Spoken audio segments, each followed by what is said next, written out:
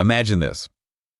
You're like, just finished recording a new video for Bic Reviews. You're feeling good. It's a good video, right? You're like ready to hit upload, excited to share it. Yeah. But then you remember. Oh, yeah. You promised your viewers a live Q&A about the book, and it hits you. It's live, like you're in front of people. Yeah. Suddenly, all that chill, relaxed vibe from filming by yourself, gone. Poof. Yeah, I can definitely see how that is. Right. Total 180. It's like your brain forgets that YouTube is basically public speaking too. It is, yeah. Even for those of us who are, pretty comfortable in front of a camera, that live audience thing can be a little scary. Right. Like fight or flight kicks in or something. Right. But the good news is we can work on that, right? Absolutely. So we can become more confident speakers. For sure. And that is exactly why we are diving deep into Dale Carnegie and Associates Speak, Overcoming the Fear and Horror of Public Speaking. Good choice and a classic. Dale Carnegie, he was the one behind How to Win Friends and Influence People. Oh, yeah, of course. He actually had a lot to say about public speaking, too. He really believed that, anyone could become a great communicator if they had the right tools and the right, mindset. Interesting. Yeah. I have to admit, going into this one, I thought it would be, all about tricks or, those techniques, you know what I mean? Oh, yeah. Like power poses and stuff. Yeah. But the thing that surprised me was how much it focuses on just being genuine and believing in yourself. That's really cool, actually. Yeah, I think that's so important. It's more about finding your own voice than trying to be someone you're not. I totally agree, yeah. The book actually starts with Joe Hart. He's the CEO of Dale Carnegie and Associates. Oh, wow. And it talks about his own transformation from the Dale Carnegie course. Yeah. He went from being this lawyer who doubted himself to leading the very organization that, helped him find his voice. That's incredible. Yeah. It really shows how public speaking can be about more than just performing. It's personal growth too, which I think is really neat.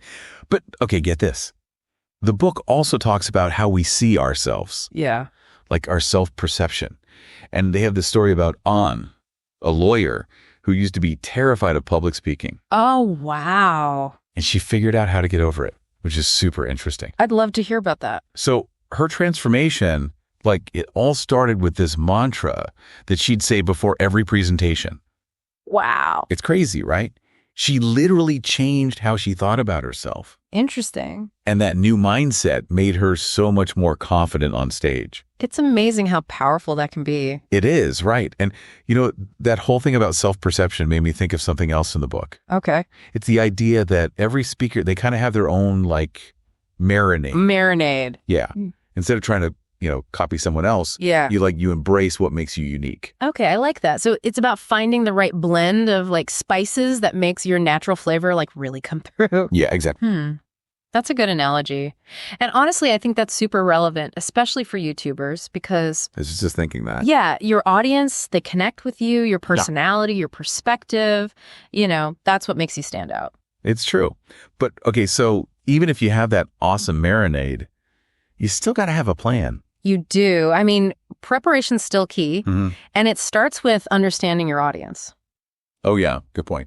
The book really stresses how important it is to take the time to think about their knowledge level, what they're interested in, their biases, even. That makes sense. Are they going to be super familiar with the topic, or are they coming in totally fresh? Things like that.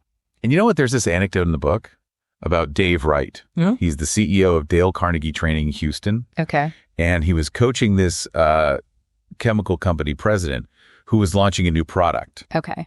And, instead of just launching into all the technical stuff, all the jargon, he told the president to start with a question. How many of you have this in your homes?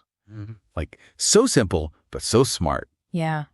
It immediately tells you how familiar people are with the product. Exactly. It's like this instant point of connection with the audience. And it makes them think, right? Yeah, exactly. And that made me think about, our book reviews, one audience. What are they looking for when they watch our videos? Oh, question. Are they coming for deep analysis, or do they just want a quick summary or something else entirely? It's a good thing to consider for sure. It is, yeah. Okay, so that leads us to another big thing. Okay. The opening. Yeah. How do you grab their attention from the very first word? How do you make them want to keep watching? That's so important. It is. And the book, it really breaks down like 4 main types of openings. Oh, wow. I'm curious. Yeah. Each one is kind of good for different things. There's the captivating statement, obviously. Then there's starting with a question. You could start with a story or even use a prop or like an exhibit. So many options. I know, right? And they had this really good example of using a question to get everyone's attention. It was about this steel company. Right. They were trying to like revamp their safety meetings. Yeah. You know, not the most exciting topic. Yeah, not really. But to like shake things up, they started the meeting with this question. What was it? How many of you want to go home with all your fingers today? Oh, wow. Yeah. Talk about getting straight to the point. I can't imagine anyone zoning out after that. No, I think they'd be pretty focused. Exactly. So I'm curious, you know, for our viewers, as you're listening to this, think about your own audience. Yeah. Which of those opening styles do you think would work best for them? Like on YouTube. Leave a comment below. Let's talk about it. Yeah. I'd love to hear everyone's thoughts. Okay. So you've got your awesome opening. You've hooked them. Now what? Now what? Yeah. Now you got to deliver your message, right? And it has to be clear. It has to be concise. You don't want to lose them after that great opening. Exactly. Yeah. And the book calls this your message statement, you know, like the core of your presentation. Okay. And they say you should make it memorable, even if that means getting a little creative. I like that. Like, think about it. Yeah. They actually use this example of like a Mountain Dew urine color chart. What? A Mountain Dew. Yeah. A Mountain Dew urine color chart in a safety training to show how important it is to stay hydrated. Okay. That's creative. Yeah, right. I mean, who would have thought of that? Definitely memorable. But the point is, you got to find ways to make the information stick, even when it's serious. Yeah, I can see that. So think about it.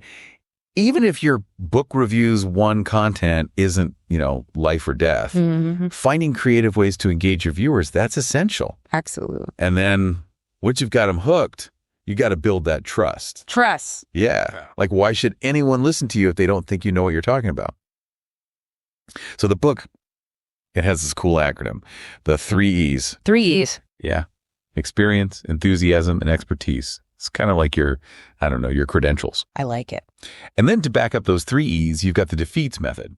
It stands for demonstrations, examples, facts, exhibits, analogies, testimonials, and statistics. That's a mouthful. I know, right? It makes sense, though. It does. It's all about, you know, using evidence. Okay. And really showcasing your knowledge, even if you don't have years and years of experience. That's reassuring. It is, right? And speaking of expertise, there's this story in the book about Rebecca Collier. She's a global master trainer, and she was working with this guy named Lee. Okay. Lee was about to join his family business. Cool. But he was super nervous because his audience, they were all people who knew his family. Oh, yeah. And they had way more experience in the industry. So it was intimidating for him. It was. I can see that. But Rebecca helped him to find his own voice and to build his credibility, not just because of his family name, you know? Yeah, but on his own merits? Exactly. Because of his passion, his insights. It's such a good example of how, you know, confidence isn't about being the loudest one in the room. It's not about having the most experience either. Right. It's about like owning what you do know and sharing it with like real passion. Yeah, I love that. And there's one more side of this whole public speaking thing that I think is really powerful. Oh, what's that? Empathy. Empathy. Yeah. The book really emphasizes that it's about more than just, you know, understanding your audience. I see that. It's about acknowledging your own nervousness too. Yeah. And get this, even using that nervousness to connect with your listeners. That's interesting. Yeah, right. It's like being real, I guess. And there's this crazy story about Jonathan Vahar. He used to be the VP of product for Dale Carnegie. Okay. And he was leading a presentation when, out of nowhere, one of these MBA students had a seizure. Oh, my God. Yeah, talk about high pressure. Wow. Yeah. That's a tough situation. Yeah, it was a really intense situation. But you know what, Jonathan, he handled it like amazingly with so much grace and empathy. I mean, he made sure that the student, he got the medical attention that he needed right away, but he also acknowledged how everyone in the room was feeling, you know? Like it must have been scary for everyone. And then get this, he even brought the paramedics into the discussion when they got there. Like he turned this whole thing, this chaotic moment, he turned it into a learning opportunity. Wow. That's pretty amazing. Talk about thinking on your feet. I know, right? It just goes to show that being present and really tuned into your audience, even when something unexpected happens, it can really help you build that connection. That's so true. And it made me think about like creating content online, because even though you're not actually in the same room with your viewers, you can still have that connection, you know? Definitely. You can totally foster that. Yeah. Like just thinking about your tone, how you respond to comments, even the pacing of your videos. All of that matters. Yeah. It's like you're creating this virtual space where people feel good about engaging with you, with each other. I like that. It's a virtual space. Right. Okay. So once you've built that trust and that empathy, the book kind of dives into like how to deliver your message so it has impact. Okay. So we're talking about the delivery now. Exactly. And this is where nonverbal communication comes in. Interesting. Like body language and all that. Yeah. It's crazy how much we communicate without actually saying anything. It really is. Like, think about it. Our stance, our body language, even our facial expressions, it's all sending a message. Yeah, it all adds up. And the book, it tells this story about Brenda Wells. She's a trainer from Dale Carnegie, Orange County, and she was working with this retired Marine. Okay, I think I remember this one. Oh, you do? I think so. Was he giving off kind of an intimidating vibe? He was. It was that classic, like, don't mess with me stance. That's the one. Wide stance, hands behind his back. Not exactly welcoming. Nope, not at all. But that wasn't what he was going for at all. Of course not. So Brenda, she helped him adjust his posture, like just small changes can make a big difference in how you come across. That's so true. It's amazing how our body language can affect how people perceive us. It is, right?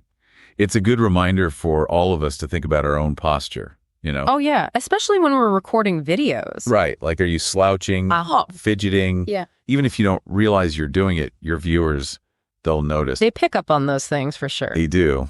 But then, something as simple as a smile can make a huge difference too. I totally agree with that. The book actually tells this sweet story about a man whose wife noticed he was smiling more after taking the Dale Carnegie course. Oh, that's nice. Yeah, it had become like this natural part of how he communicated. And it changed his whole demeanor. It did. And it had this ripple effect. Like his relationships got better, everything. It's amazing how those small things, those nonverbal cues, they can change how people see us, but also how we feel about ourselves too, It's like this feedback loop almost. Yeah. Okay, so speaking of visuals, the book also talks about visual aids. Visual aids? Okay. Yeah, which are, just as important for YouTubers as they are for like a stage presentation. Oh, absolutely. I mean, we've all sat through those terrible PowerPoint presentations. Oh, tell me about it. Death by bullet points. I know. It's brutal. It is. But the whole point of using visuals, it's to help your message, not to like buried in text. Okay, it's going to be simple, clear. Right. And the book, they tell this story about Jonathan Vehar. Remember him? From the seizure story earlier. Oh, yeah. Well, his dad was a voice coach. Okay. And his dad was freaking out because he didn't have an overhead projector for his class. Oh, no. This was back in the day before PowerPoint. Exactly. Yeah. So Jonathan, he's like the resourceful son, right? Yeah. He's like, hey, why don't we just get your slides blown up as posters? Super low tech. Oh, wow. But it worked. That's great. Sometimes the simplest solutions are the best. Exactly. And it made me think, there's so many different kinds of visual aids out there beyond PowerPoint. Oh, yeah, for sure. Flip charts, videos, even props. It's true. Like, think about your book reviews. 1. Yeah. Content. What would make it more engaging? Could you use a whiteboard? Yeah. Or make a little animation? Yeah, get creative with it. Right. The possibilities are endless. They really are. And no matter what you choose, the goal is to help your audience understand what you're saying. And to remember it. Exactly. Make it stick. Okay, so now I want to talk about something that I think is super powerful for YouTubers. Okay. What's that? Storytelling. Storytelling. Yeah. The book really emphasizes how effective it can be for connecting with your audience, like conveying emotions, inspiring them, take action. Oh, yeah, I can totally see that. And Dale Carnegie, he had this like magic formula for telling great stories. Magic formula. Yeah. It's so simple, but it works. Incident plus action plus benefit. Yeah. You set the scene, describe what happened, and then highlight the positive outcome. Okay, that makes sense. And it can be applied to all sorts of things. Right. Think about it. You could share stories about your own reading journey or to like make a point from a book you're reviewing. Or just to connect with your audience on a more personal level. Exactly. You know, I actually use that formula all the time in my presentation. You do? Yeah, it helps me stay focused and make sure my stories have a point. Do you have an example, like a story you could share? Sure. Years ago, I was working with this team, and they were having a really hard time, like, switching to a new software system. Oh, yeah, I've been there. It was a classic case of, like, people resisting change. It's the worst. I know. So I decided to tell a story about it. Okay. So the incident was, I used to spend hours and hours like manually reconciling spreadsheets, which took forever, and it was so easy to make mistakes, you know? Yes, I feel that. The action was that I finally just sat down and learned the new software, even though it seemed really intimidating at first. Good for you. And the benefit. I cut my reconciliation time in half, and I stopped making all those dumb errors. That's awesome. Yeah. And sharing that story, it helped the team see how the new system could actually make their lives easier. It's crazy how a good story can be so persuasive. It's true. People connect with stories. So think about it. You know, you're creating content for Book Reviews 1. What stories could you tell? Yeah. What would resonate with your audience? What illustrates your channel's mission? Or maybe a story about a book that, like, changed how you think about things. Sharing those personal stories, that's what makes your content unique and engaging. And helps people connect with you on a deeper level, which is so important. Absolutely. Okay, so I know this is something a lot of people get nervous about, myself included. What's that? The Q&A part. Oh, the Q&A. Yeah, I can see why that would be nerve-wracking. Right. It's like anything could happen. You never know what people are going to ask. Exactly. And it feels like you're really put on the spot. You are. But, you know, the book has some really good advice on how to handle Q&A with more confidence. Like, one thing they talk about is setting boundaries, like setting time limits for the questions. Oh, that's smart. Yeah, you know, and if someone's going off on a tangent, politely redirecting them. Which I think is probably harder online, right? It can be, yeah, because you can't really control, like, who jumps in and when. Exactly. But, you know, you can still set expectations beforehand, like reminding people, hey, keep your questions short and sweet and on topic. Yeah. So everyone gets a chance. That makes sense. And, you know, even if you get a tough question, it's important to remember that most audiences are rooting for you. They are. They want you to do well. They're there to learn. Right. They're not trying to trip you up or anything. Exactly. And if things go wrong, you know, like technical difficulties, having a backup plan can really help. Oh, yeah. Always have a plan B. And maybe even a plan C, just in case. Right. Okay, so as we wrap up this deep dive into Dale Carnegie and Associates Speak, I think it's clear that public speaking, whether it's in person or online, it's not about being perfect. No, it's not about being perfect. It's more about connecting with your audience, like genuinely. Building that trust. Yeah, and sharing your message in a way that's, you know, clear and passionate. Exactly. Let your enthusiasm shine through. And you know, when those presentation jitters start to creep in, remember what Dale Carnegie said? Oh, what's that? He said, believe that you will succeed. Believe it firmly, and you will then do what is necessary to bring success about. That's a good one. I like this. It's so powerful, right? So as you're thinking about your next video, what resonated with you the most today? Yeah. What are you excited to try out? Leave a comment down below. Let us know. We'd love to hear from you. And if you enjoyed this deep dive into the world of public speaking, don't forget to give this video a thumbs up, subscribe to Book Reviews 1 for more bookish insights, and share it with your fellow book lovers. Until next time, happy reading and happy speaking.